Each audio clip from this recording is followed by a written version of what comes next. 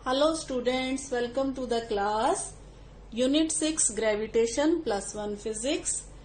बात कर रहे थे हम सैटेलाइट्स के बारे में. जियो स्टेशनरी सैटेलाइट करने के बाद आज हम जो टॉपिक डिस्कस करेंगे वो है पोलर सैटेलाइट्स के बारे में. जियो स्टेशनरी सैटेलाइट्स में हमने देखा कि जियो स्टेशनरी सैटेलाइट्स जो होती हैं वो अर्थ के आसपास इक्वेटोरियल प्लेन में जो है रिवॉल्व करती हैं. ये अर्थ के आसपास इक्वेटोरियल प्लेन है, इसमें क्या करती हैं जियो स्टेशनरी सैटेलाइट्स जो हैं इस तरह से रिवॉल्व करती हैं. तो पोलर सैटेलाइट्स जो होती हैं वो क्या करती हैं, वो बेटा पोल्स के आसपास रिवॉल्व करती हैं. तो इसका मतलब इक्वेटोरियल प्लेन के 90 डिग्री पे रिवॉल्व करती हैं.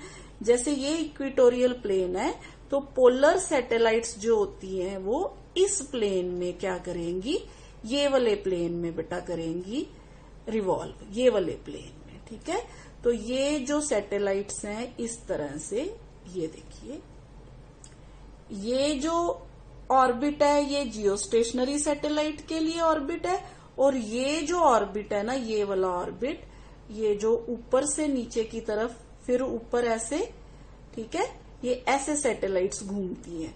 नॉर्थ से साउथ की तरफ जाएगी, फिर दोबारा से इस तरह से रिवॉल्व करेगी. ऐसी सैटेलाइट्स को हम क्या कहते हैं बेटा, पोलर सैटेलाइट्स कहते हैं, जो पोल टू पोल जो है अर्थ के रिवॉल्व करती हैं. तो बेटा polar satellites, a satellite which revolves in a polar orbit perpendicular to the equatorial plane of the earth. तो बेटा अर्थ ने क्या करना है, अर्थ का जो रोटेशन है, अर्थ अपने एक्सिस के आसपास भी रोटेट करती रहती है. मीनवाइल जो ये सैटेलाइट होती है ये नॉर्थ टू साउथ ये इस तरह से रिवॉल्व करती रहती है. तो दोनों जो रोटेशंस है, यानी कि इसकी रेवोल्यूशन और अर्थ की रोटेशन, ये दोनों साइमल्टेनियसली चलती हैं. तो इस वजह से बेटा ये जो सैटेलाइट होती है ना, ये क्या करती है, मान लीजिए यहाँ पे हमने कैमरा फिक्स किया हुआ है या सेंसर फिक्स किया हुआ है कोई, तो ये करती है स्कैन कर लेती है अर्थ के सरफेस को, जहां जहां से ये ऐसे ट्रेवल करती है. ठीक है, तो यहाँ ये अर्थ को स्कैन कर लेती है. जब ये घूम रही होती है तो ये वो वाला पोर्शन स्कैन करेगी जो इसके सामने होगा, यानी कि ये एक तरह से ये एक स्ट्रिप को स्कैन करेगी अर्थ की इस तरह से. ठीक है, इतनी देर में क्या होगा, अर्थ रोटेट कर जाएगी थोड़ा सा. तो जैसे ही अर्थ रोटेट करेगी, क्योंकि इसकी रोटेशन तो वही है, तो ये अर्थ का और पोर्शन जो है वो स्टडी कर लेगी और स्कैन कर लेगी.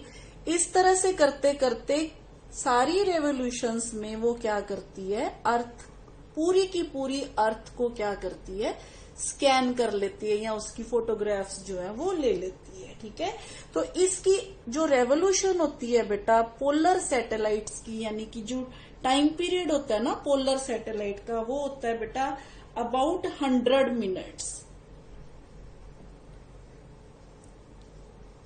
मतलब ये 100 मिनट्स में अपनी एक रेवोल्यूशन कंप्लीट करती है पोल टू पोल. पोल से एक पोल से दूसरे पोल पे जाके फिर दूसरे से दोबारा उसी पोल में आने में ये 100 मिनट्स का समय जो वो लेती है. तो इस तरह से ये अबाउट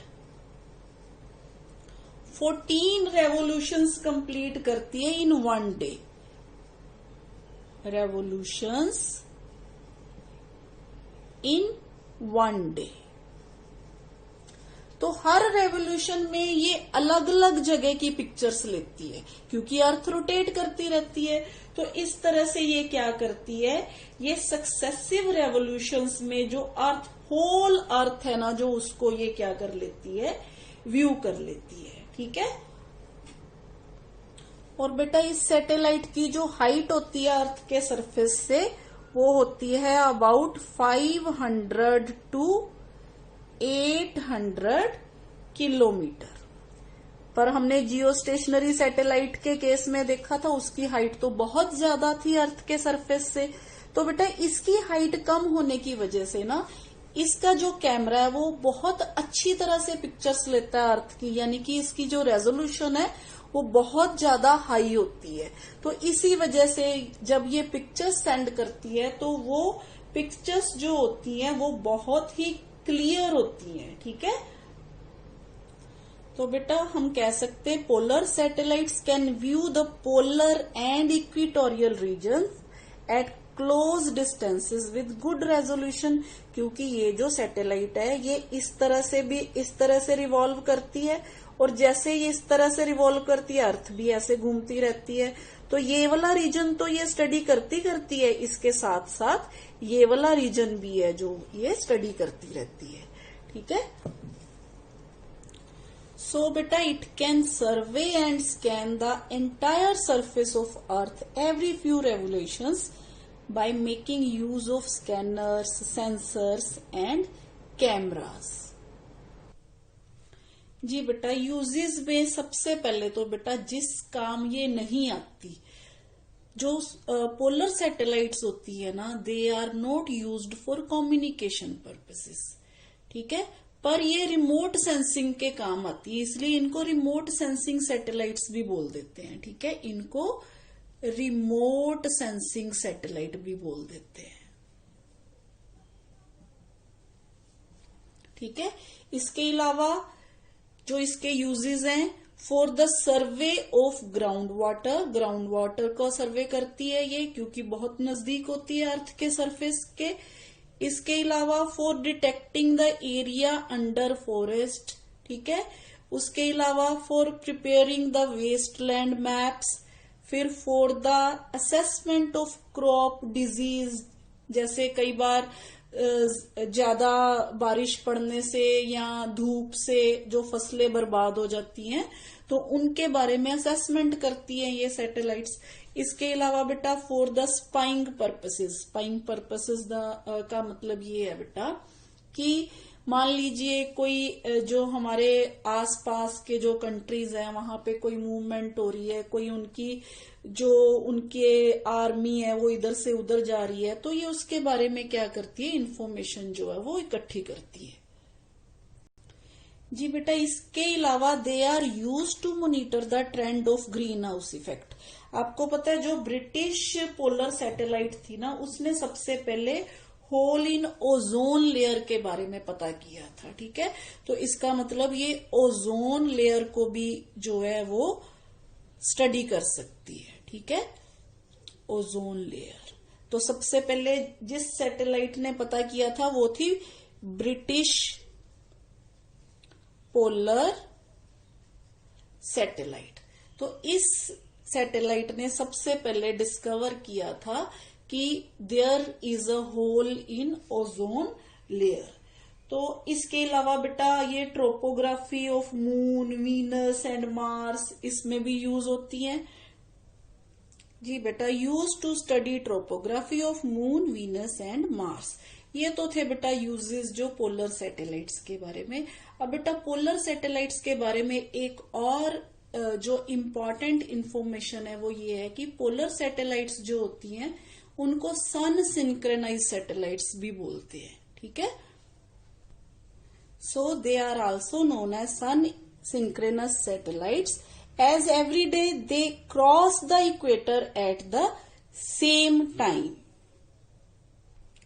इसके अलावा बेटा जो पोलर सैटेलाइट्स मौसम के बारे में जानकारी देते हैं ना, वो बेटा लॉन्गर टर्म फोरकास्टिंग होती है, और जो जियो स्टेशनरी सैटेलाइट होती है वो शॉर्ट रेंज वार्निंग होती है। ठीक है, जैसे आज मौसम ऐसे रहेगा, कल मौसम ऐसा रहेगा। लेकिन जो पोलर सैटेलाइट्स होती हैं ये लॉन्ग टर्म फोरकास्टिंग बारे में बताती है हमें। जी बेटा, इसी तरह से अब हम एक और छोटी सी टर्म डिस्कस करते हैं जिसको बोलते हैं वेटलेसनेस। सैटेलाइट्स में आपने देखा होगा डिस्कवरी चैनल पे या टीवी पे सैटेलाइट्स में जो लोग घूम रहे होते हैं वो इधर से उधर, उधर से इधर घूम रहे होते हैं, यानी कि उनसे जो अच्छी तरह से चला नहीं जाता, अच्छी तरह से उनसे जो है खाया नहीं जाता, पिया नहीं जाता, वो उड़ रहे होते हैं स्पेस में, या कह सकते हो आप सैटेलाइट के अंदर भी वो क्या कर रहे होते हैं, फ्लोट कर रहे होते हैं। उनके जो पांव होते हैं वो जमीन पे नहीं होते। ठीक है, ये कंडीशंस हम देखते हैं, पिक्चर्स में देखते हैं। तो इसको हम वेटलेसनेस बोलते हैं। ये कैसे डिस्कस करेंगे हम साइंस की लैंग्वेज में। बेटा आपको पता है हमारा जो वेट होता है वो, अगर हम मान लीजिए यहाँ पे कोई बॉडी है अर्थ के सरफेस पे, तो उसका वेट जो है वो डाउनवर्ड एक्ट करता है। ठीक है, इसके उलट जो अर्थ होती है वो रिएक्शन देती है हमें। ठीक है, अब मान लीजिए यहाँ पे वेइंग मशीन है। अगर हम वेइंग मशीन के ऊपर खड़े होके अपना जो वेट है वो मापना चाहते हैं, वेट देखना चाहते हैं, तो क्या होता है एक्चुअली वेट कैसे पता चलता है? इसी वे से पता चलता है। जब हम वेइंग मशीन के ऊपर खड़े होते हैं तो वेट जो है वो डाउनवर्ड एक्ट करता है। ठीक है, इसके उलट जो वेइंग मशीन हमें रिएक्शन देती है ना, वो हमारा वेट होता है बेटा। यानी कि ये जो रिएक्शन होता है, नॉर्मल रिएक्शन वेइंग मशीन के द्वारा दिया जाता है, ये हमें बताता है कि हमारा वेट कितना है। ठीक है, तो मान लीजिए बेटा ये नॉर्मल रिएक्शन ही ना हमें मिले। अगर ये नॉर्मल रिएक्शन हमें ना मिले तो हमें अपना वेट पता नहीं चलेगा। ठीक है, इसका मतलब हमें ऐसे अपीयर होगा कि कोई वेट ही नहीं है। इसी तरह से बेटा सेम इसी प्रिंसिपल पे स्प्रिंग बैलेंस काम करती है। मान लीजिए यहाँ पे हमने एक स्प्रिंग बैलेंस जो है इस तरह से नीचे यहाँ पे सस्पेंड की हुई है। यहाँ स्प्रिंग बैलेंस देखी है ना आपने। तो हम जब स्प्रिंग बैलेंस के ऊपर यहाँ पे कोई वेट जो है इस तरह से बांधते हैं तो वो डाउनवर्ड ये स्प्रिंग जो होता है इसका खिंच जाता है। ठीक है, और जो वेट होता है बॉडी का वो डाउनवर्ड डायरेक्शन में एक्ट करता है। तो इस स्प्रिंग के स्ट्रेच होने के कारण हमें वेट पता चलता है। ठीक है, अब मान लीजिए हमने यहाँ पे स्प्रिंग बैलेंस को फिक्स ही नहीं किया। अगर हम इस स्प्रिंग बैलेंस को यहाँ पे फिक्स नहीं करेंगे तो स्प्रिंग भी स्ट्रेच नहीं होगा और वेट जो है वो नीचे की तरफ डाउनवर्ड एक्ट करेगा। जब तो स्प्रिंग के साथ ही, यानी कि स्प्रिंग बैलेंस के साथ ही नीचे गिरेगा। तो इस केस में क्या होगा, कोई वेट नहीं शो होगा। यहाँ पे स्प्रिंग बैलेंस पे हमें कोई वेट शो नहीं होगा। उस केस में भी जो बॉडी का वेट है जो वो 0 के बराबर, यानी कि वेटलेस अपीयर होगा। ठीक है, तो ऐसी कंडीशन जो होती है बेटा जहां जहां पे हमें कहीं रिएक्शन नहीं मिलता अपने वेट के हिसाब से, तो उस कंडीशन में हम बोलते हैं कि बॉडी जो है वो वेटलेस है। तो इस कंडीशन को हम वेटलेसनेस बोलते हैं। सो बेटा body is said to be in a state of weightlessness when the reaction of the supporting surface, अब सपोर्टिंग सरफेस चाहे फर्श हो चाहे यहाँ पे जो मैंने आपको स्प्रिंग के केस में बताया है, ठीक है, is 0, so it's apparent wait is 0। Apparent wait 0 होता है बेटा, एक्चुअली वेट 0 नहीं होता।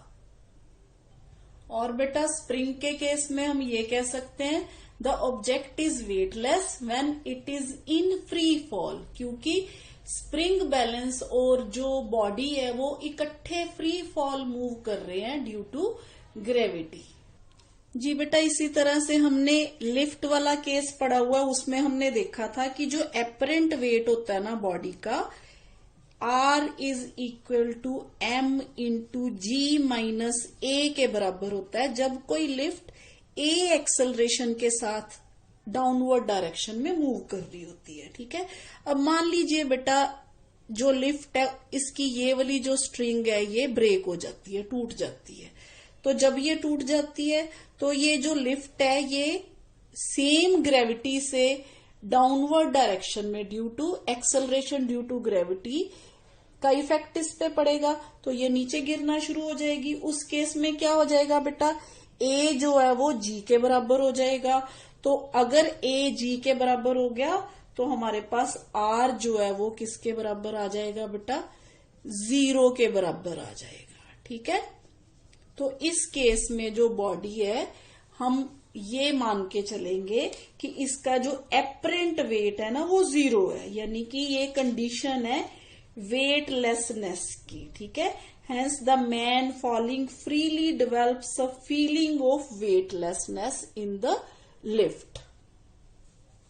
इसी तरह से बेटा इनसाइड अ स्पेसक्राफ्ट, क्योंकि वहां फर्श से कोई रिएक्शन नहीं मिलता हमें, नॉर्मल रिएक्शन जो होता है वो 0 के बराबर होता है।